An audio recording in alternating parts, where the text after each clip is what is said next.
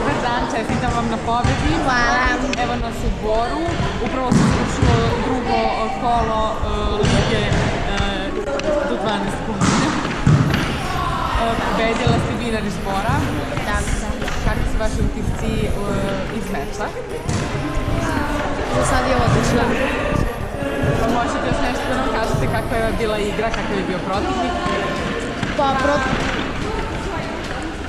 protivnik je bio malo jači nego iz utakmice u Pirotu, ali dobro, ipak smo ih pobedili.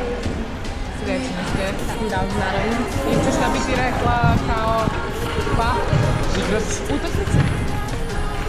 Pa, Definitivno si igrač ove utakmice, stvarno. hvala. Mnogo energije si uložila, masa da si ti složila. Da. Koji bi bio najjači element, šta bi se izdvojili kao najjači elementi u ovoj utakmici?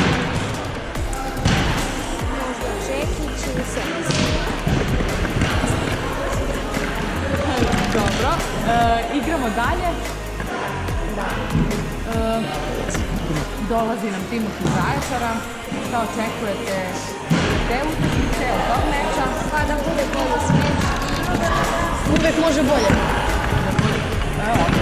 Odlično. I sigurno mi je drago što se srećete sa novim drugaricama jer su tu i nova poznanstva. Ne samo igra i odlika. Da, naravno. Odlično, samo napred.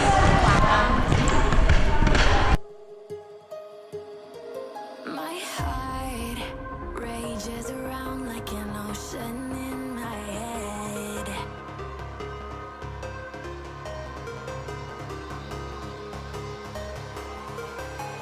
I can almost